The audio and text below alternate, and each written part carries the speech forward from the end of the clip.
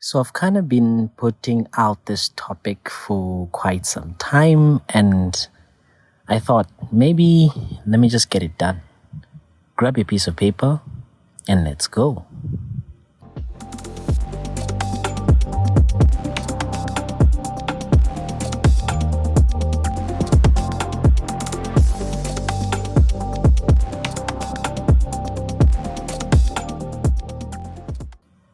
Hello and welcome to MK's Medical Review Series. My name is Dr. Moses Kazevu. This is a series on my YouTube channel where we look at medical topics in depth. Today we're going to be looking at postpartum hemorrhage. If you haven't yet subscribed to the channel, please hit the subscribe button, hit the bell notification icon to be receiving notifications of such amazing content every time I post. Drop a like, drop a comment, do Zambia and beyond. Let's go. Here's a warm-up question, which is a case of bleeding after delivery. A 37-year-old G6 para 6006 with a history of asthma and chronic hypertension has just undergone a spontaneous vaginal delivery with a 5,000-gram infant. Her labor course was complicated by chorioamnionitis and preeclampsia. The placenta delivered spontaneously, but profuse vaginal bleeding is noted from the vagina. Oxytocin is given, fundal massage is performed, but the uterus feels soft and boggy. The large clots are removed from the uterus. No vaginal, cervical, or perineal lacerations are noted. Estimated blood loss is 700 cc's. Question 1. What is the most likely cause of bleeding? Question 2. What is the next best treatment for the patient? Remember, in the American system, the gravida in parity uses a bit different system as compared to the rest of the world. So the first number, which is the gravida, the number of times a person has been pregnant regardless of the outcome. The second number is the term births, the preterm births, the abortions, and the living children. So this child has 6 term births, 0 preterm births, 0 abortions, and 6 living children. Remember that postpartum hemorrhage is considered as an obstetric emergency, as is going to be one of the leading causes of maternal death. And there is no perfect or practical definition of the condition. But some proposed definitions include the following things. It could be blood loss that is greater than 500 mils or 500 cc's after a vaginal delivery, or greater than 1,000 mils after a cesarean section, or greater than 1,500 mils after a cesarean hysterectomy. Remember, this definition is somewhat difficult because often obstetricians and midwives tend to underestimate the blood loss. So it's not really a practical definition. The second definition is a fall in hemoglobin greater than 10%. And this is also not a feasible thing because it's going to take a very long time for this fall of hemoglobin to reflect on your lab results, and this may actually delay your management. The third definition, which is a practical definition, which is what I want you guys to assume on the wards, is any significant amount of blood loss after delivery that's going to make your patient symptomatic. They're going to be presenting with symptoms of fatigue, lightheadedness, confusion, sweating, pallor, or any resulting in signs of hypovolemia. That's your low blood pressure, your rapid heart rate, and a decreased urine output. Remember that in most cases, the pulse rate is what's going to be noticed to change first. Changes in the blood pressure and when the patient becomes hypovolemic are actually late signs of hypovolemia. This last definition is actually much more practical. Keep in mind that for the uterus to actually stop bleeding, it has to contract. This is because the blood vessels that are in between the muscles that are crisscrossing around the blood vessels will contract and clamp down on these blood vessels from the placenta that has just been separated to stop the bleeding. So as long as the uterus is not contracted, the bleeding will continue. Remember that after delivery of the baby, the placenta is going to be separating from the uterus, as I said, and this is going to leave those vessels that supply the placenta broken and ruptured. But because these blood vessels are passing through the myometrium, where there is a crisscrossing of the muscles, contraction of the myometrium is going to lead to the blood vessels being clamped on and the bleeding to stop. So that's the reason why this works, because the muscles are crisscrossing over the blood vessels, and when they contract, they're clamping down on these blood vessels, and this is how hemostasis is actually achieved in the uterus. So remember that the effects of the blood loss are going to depend on certain things. Number one, what was the pre-delivery hemoglobin? We often want to aim for an HB10 or more before a woman actually gets into labor, because you know that she can still bleed to some extent and it won't be so dangerous as compared to someone who has an HB of 6, for example.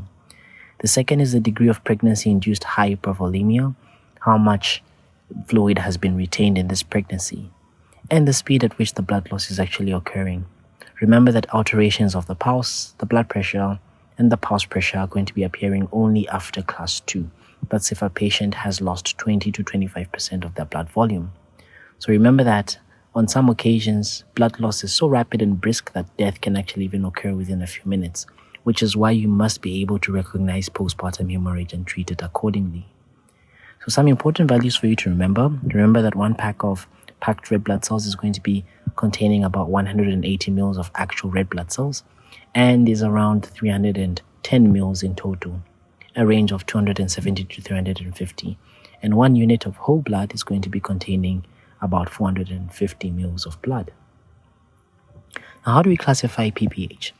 We can classify it based on the amount of the blood lost, as minor if you lose less than 1 liter, major if you lose 1 to 2 liters, and severe if you lose more than 2 liters.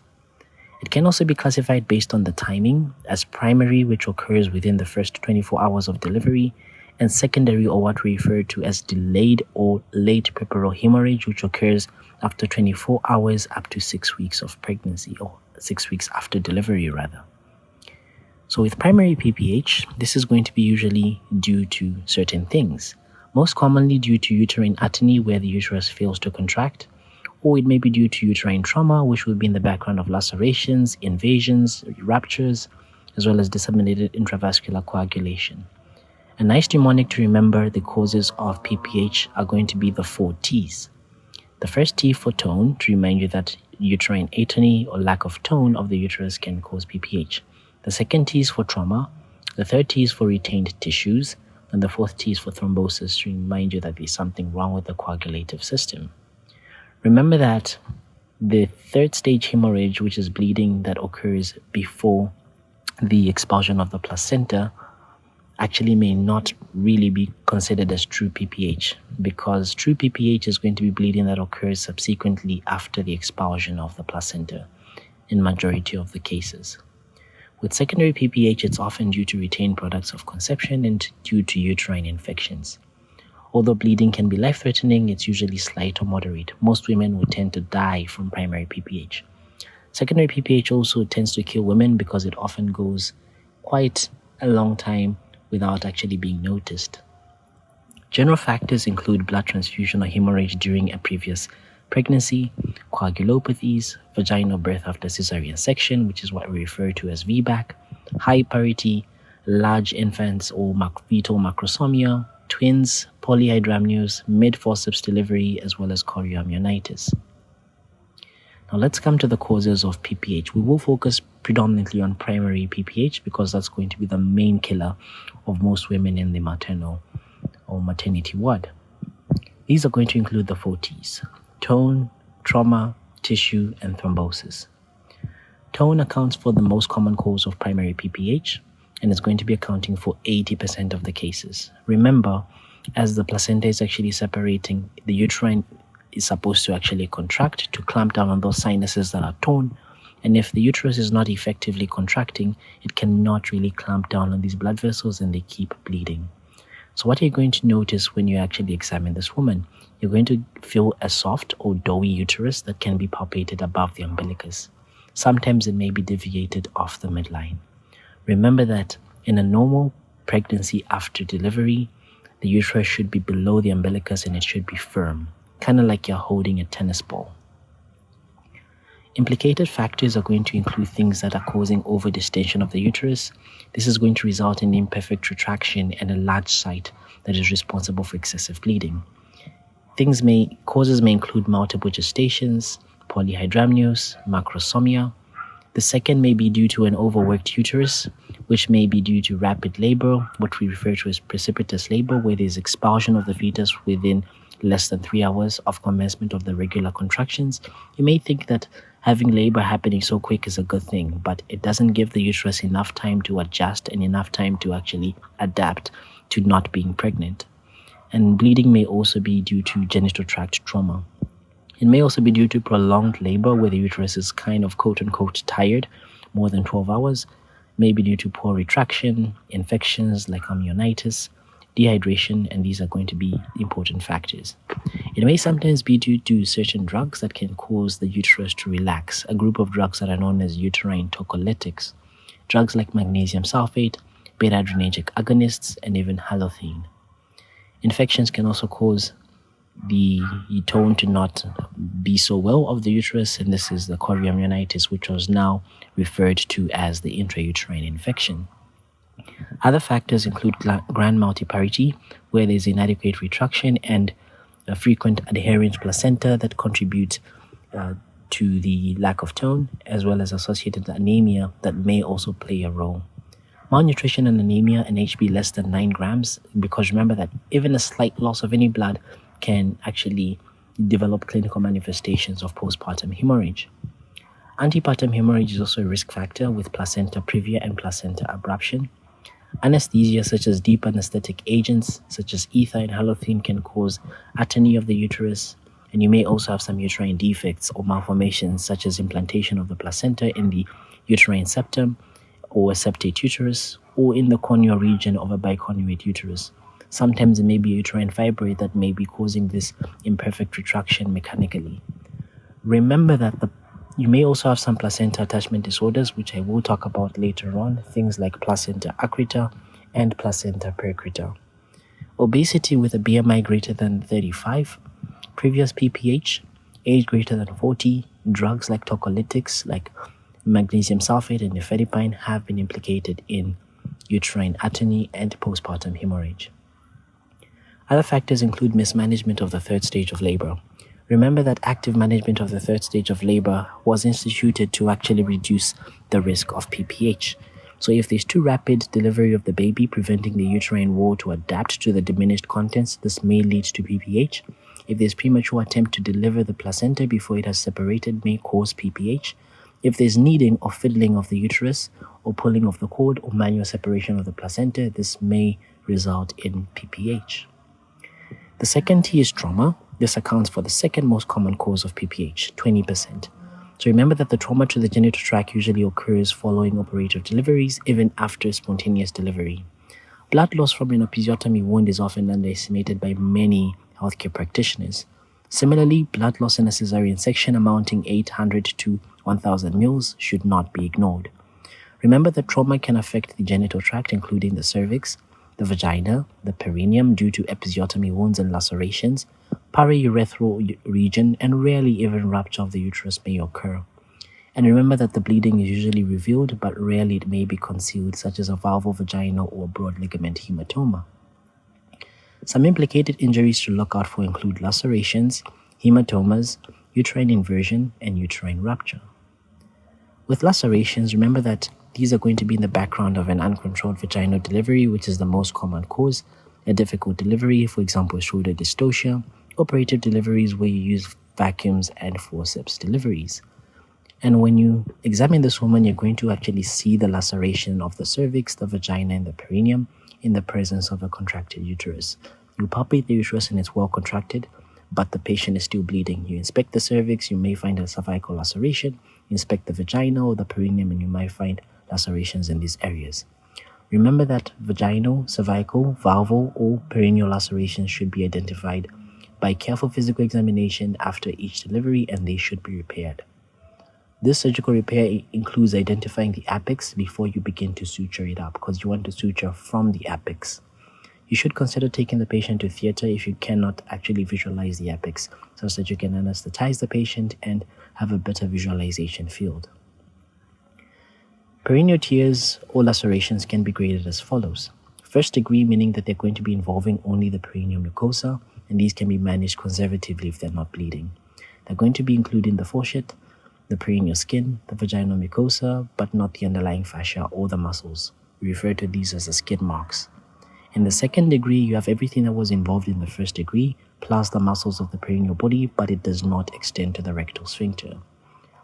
These two, first degree and second degree, can be repaired on the ward. With third degree, you have everything that is happening in the second degree plus involvement of the rectal sphincter, but not the rectal mucosa. Ideally, these should be repaired in the operative theatre. With the fourth degree, you have involvement of the rectal mucosa, and careful suturing should be done in layers to prevent any rectal vaginal fistulas from forming. Remember that here it extends through the rectal mucosa to expose the lumen of the rectum. So there is actually a connection between the rectum and the vagina. Here's a picture to depict a first degree, a second degree, a third degree, and a fourth degree. Remember, the first degree is only affecting the mucosa of the vagina. The second degree is going to be affecting the muscles of the perineal body. The third degree is going to extend to the rectal sphincter, and the fourth degree is going to extend to the rectal mucosa. Moving on to uterine inversion. So remember, here you have the descent of the uterine fundus into the cavity through the cervix or even through the vulva. The inverted uterus may actually be seen at the vulva.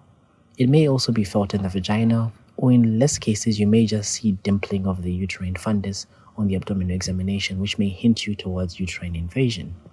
Risk factors include myometrial weakness, which is the most common risk factor, and a previous history of a uterine invasion. You may see a beefy red appearing mass that's bleeding from the vagina, and you may fail to actually palpate the uterus vaginally.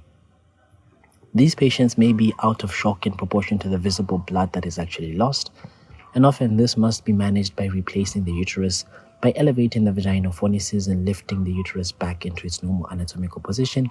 Then you follow this by an oxytocin infusion. I did a video on oxytocin use in the labor ward, which I will leave tagged at the end of this video. And at all costs, do not remove the placenta if it's still attached, because this is going to cause more bleeding. The other cause of trauma is uterine rupture. Remember that rupture or tearing of the uterine muscles is going to be occurring in association with a previous scar on the uterus, typically with a previous cesarean section. It's much more common with the classical incisions which are made on the body of the uterus as opposed to the lower segment incisions that we do routinely in our cesarean sections these days. This may actually even occur in the absence of uterine scar, or even in the absence of knowledge of the scar, for instance after an unrecognized perforation of the uterus in a previous termination of the pregnancy. Almost all cases occur in labor, and they may actually occur at any stage of labor, and the patient is going to be complaining of this continuous abdominal pain, and usually there is some vaginal blood loss which might be slight. The contractions may actually cease, so on your patograph you'll notice that the contractions have stopped. The fetal heart rate becomes abnormal, and without immediate laparotomy and delivery, the fetus will invariably die. If the rupture has actually occurred in the second stage of labor, it's going to go frequently unrecognized. The fetus is usually delivered by ventouse or forceps for fetal distress, and the mother will bleed internally and will start to show signs of circulatory collapse while is complaining of abdominal discomfort. An immediate laparotomy is actually necessary when you have a suspected uterine rupture, and sometimes it's possible to repair the uterus, but most of the times it ends up as a hysterectomy. The third T is for tissue, which stands for retained placenta. This is associated with 10% of the cases of primary PPH and the third most common cause of postpartum hemorrhage. Risk factors include an accessory lobe of the placenta, which is the most common cause, and in this you're supposed to examine the fetal and the maternal side of the placenta and note any blood vessel that may be going over the membrane that may be suggestive of a succinturate lobe or an accessory lobe in the uterus. You may also have some placenta attachment disorders where they have this abnormal placentation of the placenta which can cause retention of the placenta after birth and heavy bleeding. There are 3 placenta attachment disorders I want you to keep in mind: placenta accreta, placenta increta, and placenta percreta. With placenta accreta, you have the placenta villi that's going to be attached directly to the myometrium rather than to the decidua basalis.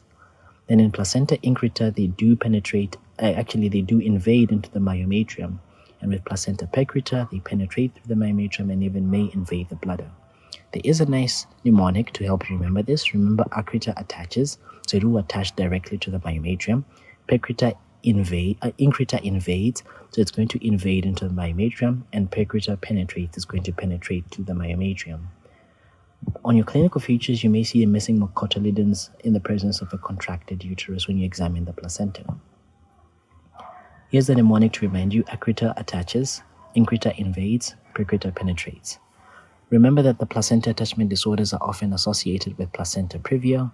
A previous cesarean section. With increased number of cesarean section, there is an increased risk. Previous history of dilatation and curettage, and grand multiparity. All these conditions are going to result in hemorrhage in the third stage of labor, and the treatment of choice in all of them is a hysterectomy. The last T is for thrombosis, which is due to coagulopathy, and these coagulopathies include things like hemophilia, use of anticoagulant drugs, as well as acquired or inherited clotting deficiencies.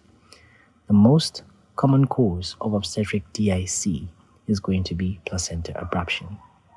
This is premature separation of the placenta from the uterine wall, and this is often due to hypofibrinogenemia. Coagulopathies may be seen with severe preeclampsia in the so-called HELP syndrome, which stands for hemolysis, elevated liver enzymes, and low platelets. It may also be seen with amniotic fluid emboli, fetal demise, and thrombocytopenic purpura. Generally, the patient is going to be oozing, and they may have petechiae in the presence of a contracted uterus. Now, how do we manage a coagulopathy? Generally, we want to evaluate the coagulation abnormality by doing a bedside clotting time. So in a red top bottle, draw blood and then put it in the patient's arm and actually take note on when the blood clots. The normal clotting time is about 8 to 15 minutes. If it's more than 15 minutes and there is no blood clot, you should consider a coagulopathy. So draw blood for fibrinogen, platelet count, prothrombin time, and partial thromboplastin time. If deranged, you want to transfuse packed red blood cells, fresh frozen plasma, or cryoprecipitate if available, with or without platelets, with or without whole blood. A hysterectomy should be avoided in the setting of a coagulopathy. Sometimes you may have unexplained hemorrhage where you actually search for an unidentifiable cause and you don't have any identifiable cause. In most of these cases, it's necessary to actually perform a laparotomy and bilateral surgical ligation of the uterine and the internal iliac arteries. A hysterectomy would be your last resort. Now, an important thing to do here and to remember is you should never give oxytocin as an undiluted bolus because it has a serious risk of having hypotension. I did discuss this in my oxytocin video that I do leave tagged at the end of this video. Now, how do we manage postpartum hemorrhage? I'll divide this management into two parts. The first part is going to talk about prevention, that's antenatal prevention and intrapartum prevention. The second part is going to talk about the management of defined PPH, the initial management and the definitive management. In prevention antenatally, we want to keep the hemoglobins levels as high as possible. Like I said, you want to aim for 10 grams per deciliter or more so that the patient can withstand at least some amount of blood loss in labor. High-risk patients to develop PPH such as twins, those with polyhydramnios, those that have grand multiparity, those with APH, those with a history of PPH and severe anemia should be delivered in a well-equipped hospital. A hospital that has cesarean section facilities, has surgeons that can actually perform a hysterectomy, and has a blood bank and blood bank services that are running 24 hours. There should be some blood grouping and saving for all the women that are in the antenatal period and those that are in labor. And an ultrasound scan or MRI should be done to detect the location of the placenta in all women, especially those with a cesarean delivery. And women with a morbidly adherent placenta must be delivered by a senior obstetrician with blood or blood products available beforehand. This is a multidisciplinary approach. During the intrapartum period, for prevention of PPH, remember that postpartum hemorrhage in 60% of the cases is going to be prevented by the active management of the third stage of labor. And this is going to include uterine massage, which is the fundal massage after delivery. This is very important to stimulate the uterus to contract. And we give prophylactic oxytocin. Remember, this is given after delivery of the anterior shoulder, and this has been seen to reduce PPH by about 40%. Remember that oxytocin is given as 10 international units as an intramuscular injection after deliveries, including cesarean sections on the thigh. And remember, make sure that you do palpate the uterus before you administer the oxytocin to prevent entrapment of the second twin in an uninvestigated twin pregnancy. 20 international units can be added in 1 liter of normal saline to run at 30 drops per minute for those that have multiple gestation, polyhydramnios, macrosomia, and prolonged labor. Remember that we may also delay the cord clamping at 1 to 3 minutes after delivery unless contraindicated. Do perform controlled umbilical cord traction to deliver the placenta, including during cesarean section, this may be optimal, and you should never pull on the cord to deliver the placenta. So there should be some gentle traction which should be sufficient enough in a normal implanted placenta. Always support the perineum during the delivery, even when you are delivering the placenta, and examine the placenta and the membranes after the delivery so that you can pick out any missing part. There should be exploration of the uterine vaginal canal for any evidence of trauma following a difficult labor or instrumental delivery, and there should be regular and frequent assessment of the uterus 2 hours after delivery by palpation of the fundus after delivery of the placenta with continuous fundal massage even after delivery. Remember that ideally your uterus must be contracted, it must be below the umbilicus. Now, in terms of the management of the PPH, there is an initial management. The single most important thing to do when you realize that this woman is actually going into PPH is to shout for help. Call for help and say that this is PPH. You make sure that you involve an obstetric registrar, at least, or a senior staff that's on call. Check the airway, breathing, and circulation, do your ABCs. Give them oxygen 10 to 15 liters per minute if available. So if you have a nasal prongs, you can give them 6 liters per minute. If you have a face mask, you can even go as high as 10 to 15 liters per minute. Obtain venous access with 2 large bore cannulae, that's a 14G or 16G, so ideally your green cannula or your gray cannula. Start running your IV fluids, 2 liters of normal saline, that's your crystalloids. Keep the patient flat and warm. Draw blood for FBC if they're not available to check the HP. Cross-match 6 units of whole blood and 4 units of FFP, and you want to transfuse them as needed.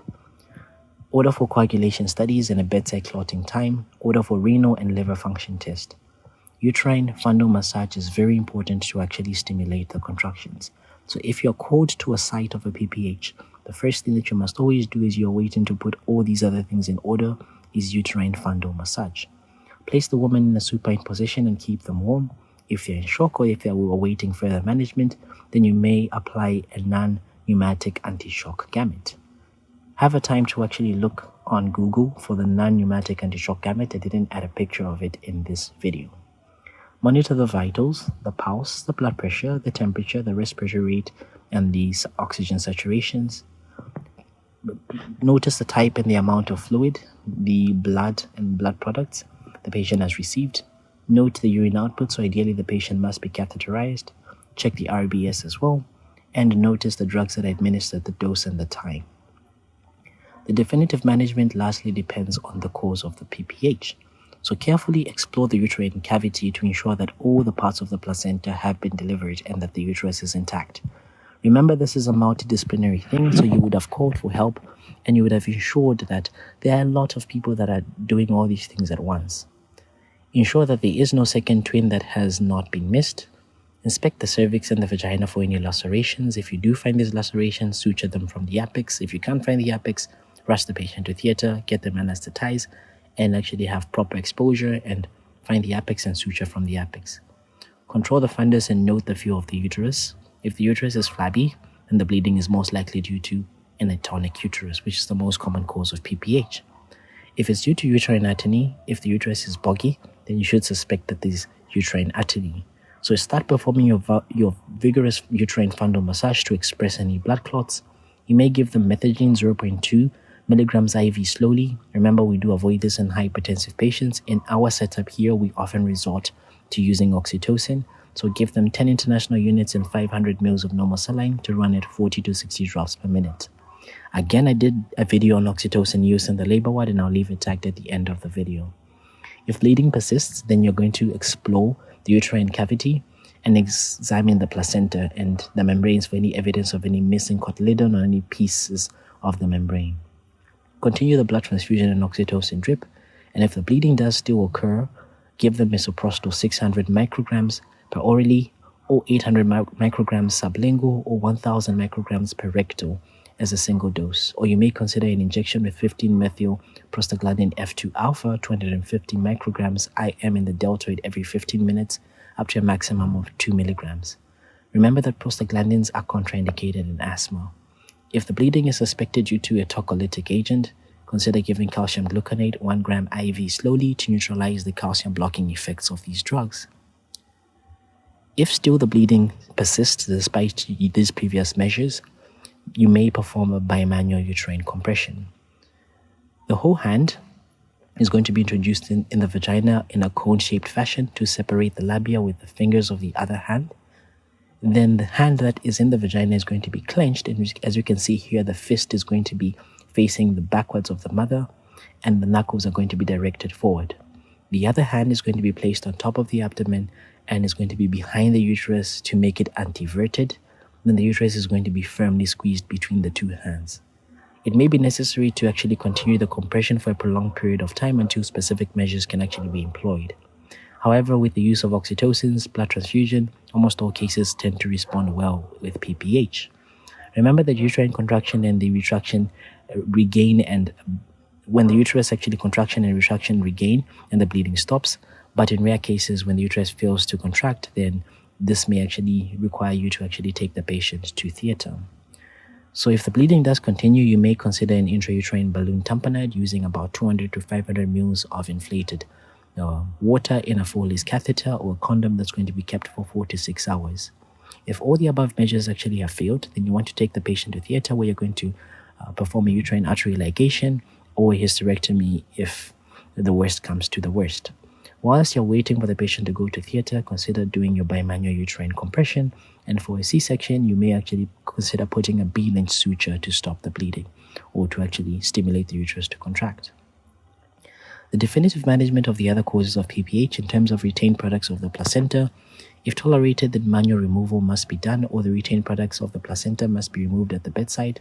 If not tolerated, then manual removal is done in the operation theater with oxytocin 40 international units and 500 ml of normal saline. If it's morbidly adherent or retained, then you should consult a senior doctor immediately, as this patient may require a hysterectomy.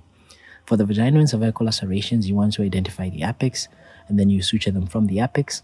If you do not visualize the apex, take them to the operation theater.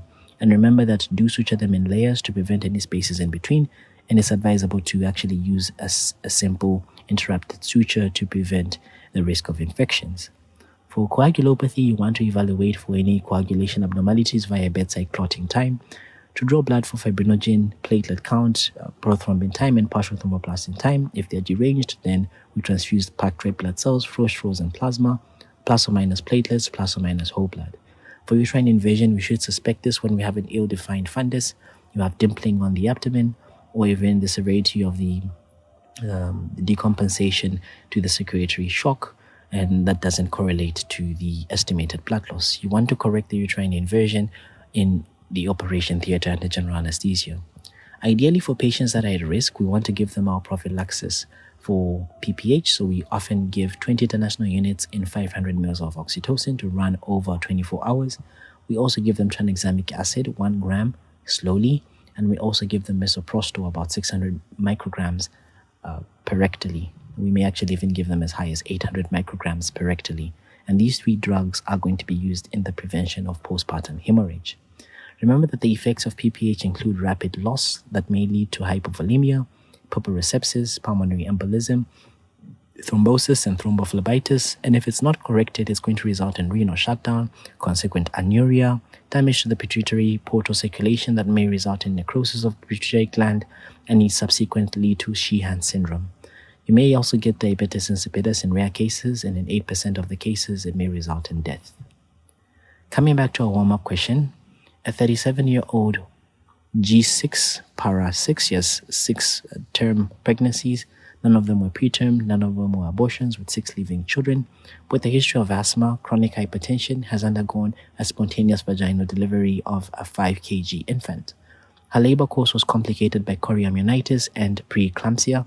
The placenta delivered spontaneously, but profuse vaginal bleeding is noted from the vagina. Oxytocin is given, fundal massage is performed, but the uterus feels soft and boggy. Large clots are removed from the uterus. No vaginal, cervical, or perineal lacerations are noted. Estimated blood loss is 700 cc's. What is the most likely cause of the bleeding? What is the next step, best step for the patient? So remember that this is due to uterine atony, most likely the cause of the primary postpartum hemorrhage. The risk factors may include preeclampsia, macrosomia, which is the 5 kg baby that she just delivered. There was overdistension of the uterus, the grand multiparity, she's had 6 pregnancies, and the chorioamnionitis. The next best step is to give misoprostol and prostaglandin F2 alpha, contraindicated in asthmatic, Methogen, which is contraindicated in hypertensives, and you should avoid these drugs in these cases. I really hope you enjoyed this video on postpartum hemorrhage. If you did, consider subscribing to the channel. Hit the bell notification icon so you never miss such amazing content every time I post. To Zambia and beyond, my name is Dr. Moses Kazevu. Until next time, bye-bye.